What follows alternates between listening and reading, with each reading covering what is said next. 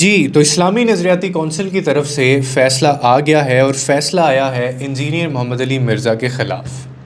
اس video میں آج ہم بات کریں گے کہ فیصلے میں کہا کیا گیا ہے اور یہ معاملہ شروع کہاں سے ہوا تھا اور اب آگے جا کے کیا ہونے والا ہے۔ دوستو، پاکستان کے اندر یہ بہت ہی ایک سینسٹیو کیس بن چکا تھا اور سب سے زیادہ اس کو کنٹروورشل بھی کہا گیا تھا، جس میں لوگ جو ہیں وہ کافی زیادہ ڈیوائیڈڈ بھی نظر آئے، یعنی اس کو ڈیوائیڈ کر دیا گیا تھا۔ کاؤنسل آف اسلامک جو آئیڈیالوجی ہے، یعنی اسلامی نظریاتی کونسل جو ہے، انہوں نے مشہور جو اسکالر ہیں انجینئر محمد علی مرزا، ان کو انہوں نے فائنلی ورڈکٹ دے دیا ہے، ڈکلیئر کر دیا ہے، بلاسفیمی کا گلٹی قرار دے دیا ہے۔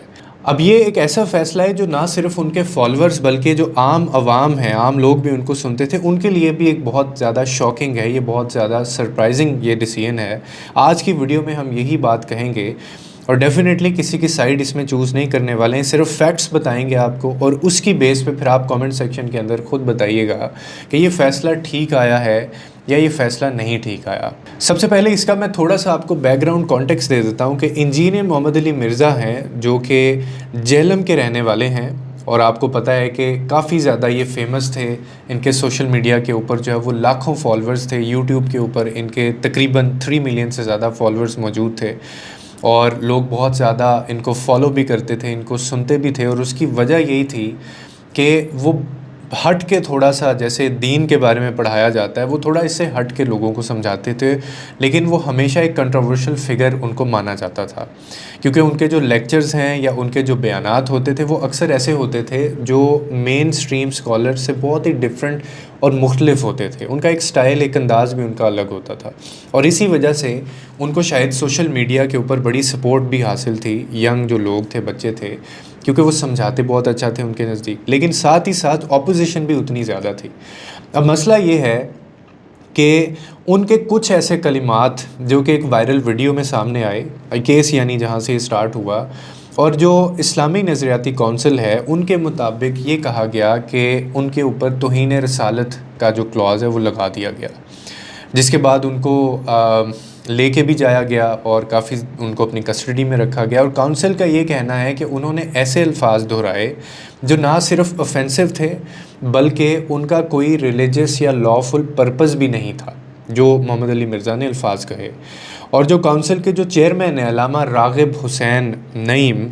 ان کا یہ بھی کہنا ہے، یا جو اور اس کے اندر مختلف ممبرز اس کمیٹی کے اندر موجود تھے، ان کا بھی کہنا ہے کہ بلاسفیمی کے انڈر یہ جو کچھ بھی ہے یہ آتا ہے، اور اس کے اوپر جو سخت سے سخت سزا جو بنتی ہے وہ محمد علی مرزا کو دی جائے، انجینئر محمد علی مرزا کو۔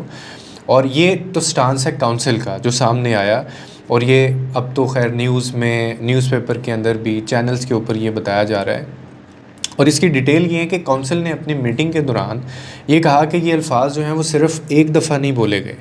بلکہ انہوں نے اپنے کلپس کے اندر، ویڈیوز کے اندر بار بار ایسے الفاظ، توہین رسالت جس پہ لگی ہے، ایسے الفاظ دہرائے، اور یہ سوسائٹی میں فساد پھیلانے کا سبب بن سکتے تھے، جو مین جڑ تھی، جو مین ریزن تھی جس کی وجہ سے ان کو ڈیٹین بھی کر دیا گیا تھا۔ اور انہوں نے یہ بھی ریکمینڈ کیا ہے کہ FIA کی کمپلینٹ کے ذریعے ان کے اوپر بلاسفیمی ریلیٹڈ جو کلازز ہیں وہ سارے کے سارے لگائے جائیں۔ اور سب سے انٹرسٹنگ بات یہ ہے کہ انہوں نے جو آج کونسل کے اندر، اگر آپ وہ ڈیٹیل پڑھیں تھوڑی سی، تو اس میں یہ بھی لکھا ہوا ہے، بلکہ انہوں نے ڈیسائیڈ کیا کہ پاکستان کی جو کرسچن کمیونٹی ہے ان سے بھی ان پٹ لیا جائے، کہ اگر ان کے بارے میں یا ان کے مذہب کے بارے میں بھی شاید انہوں نے کوئی بات کی تھی تو ان سے بھی یہ ان پٹ لیا جائے کہ کیا یہ الفاظ ان کے بلیف سے بھی کہیں نہ کہیں تعلق رکھتے ہیں یا نہیں ہیں، ان کا بھی پھر ورڈکٹ آئے گا، اور اس کے بعد پھر الگ سے ان کے اوپر کارروائی ہو۔ مطلب کہ فائنل ڈیسیژن آنے سے پہلے مختلف جو کمیونٹیز ہیں ان کی رائے بھی اس کے اندر لی جائے۔ اور دوسری طرف اگر ہم ان کے فالورز کی بات کرتے ہیں، یا ان کے سننے والوں یا ان کے چاہنے والوں کی جب ہم بات کرتے ہیں، تو ان کا یہ کہنا ہے کہ انجینئر محمد علی مرزا جو ہیں وہ صرف ایک ریفارمسٹ ہیں، ان کی ایسی سچ کوئی نیت نہیں تھی ایسا بات کرنے کی جو لوگوں کو قرآن اور سنت کی اصل روح سمجھانے کی کوشش کر رہے تھے، اور ان کا طریقہ انداز تھوڑا سا مختلف تھا۔ اور ان کا یہ بھی کہنا ہے کہ ان کے جو بیانات کے جو کانٹیکسٹ ہے، ان کے بیانات کو کانٹیکسٹ سے نکال کر وائرل کیا گیا ہے، یعنی تھوڑی بات آگے بتائی گئی، پوری بات نہیں بتائی، کانٹیکس پورا نہیں بتایا گیا۔ ان کی نیت کبھی بھی توہین رسالت کی نہیں تھی، بلکہ وہ صرف علم کو بہت آسان طریقے سے سمپلیفائی کر کے بتاتے تھے۔ اور ان کے جو سپورٹرز ہیں وہ یہ بھی کہتے ہیں کہ اگر ان کی نیت توہین ہوتی، توہین کرنا کسی بھی مکتبہ فکر کی یا کسی بھی مذہب کی، تو وہ کھلے عام اپنے لیکچرز یوٹیوب کے اوپر شیئر نہ کرتے، کیونکہ ایک بندہ کیوں ایسے کرے گا۔ اب اصل سوال یہ ہے کہ کیا یہ جو کونسل کا یا یہ جو اسلامی نظریاتی کونسل ہے، اس کا جو فیصلہ ہے یہ بالکل ٹھیک ہے یا نہیں ہے، یا پھر انجینئر محمد علی مرزا کے اوپر جو الزامات لگے ہیں وہ ایگزیجریٹڈ ہیں، یا ان کو پھنسانے کی کوشش کی جا رہی ہے، مطلب یا مس انڈرسٹینڈنگ کریٹ کرنے کی کوشش کی جا رہی ہے۔ کیونکہ یہ بھی بات کہی جاتی ہے پاکستان میں، اکثر لوگوں کا یہ بھی ماننا ہے کہ جب بھی کوئی ایسا شخص یا جب بھی کوئی ایسا اسکالر، چاہے وہ مذہبی ہو یا کوئی دوسرا وہ دانشور ہو، جب بھی وہ حقیقت کے قریب پہنچتا ہے یا وہ لوگوں کو علم دینا، صحیح معنوں میں علم دینا شروع کرتا ہے یا ان کو دکھانا شروع کرتا ہے، جب وہ ایکسپوز کرنا شروع کرتا ہے چیزوں کو، تو اس کے بعد ہر اس شخص کا یہاں پہ یہی حال ہوا ہے جو انجینئر محمد علی مرزا کے ساتھ ہوا۔ مجھ سے اگر آپ پرسنلی پوچھیں گے تو میں اس پہ کنفیوز ہوں، اور مجھے مطلب یہ بھی سمجھ نہیں آتا کہ ان کے جو ویڈیوز کے اندر سے جو کانٹیکس لیا گیا، مطلب اتنی سی بات مجھے بھی سمجھ آتی ہے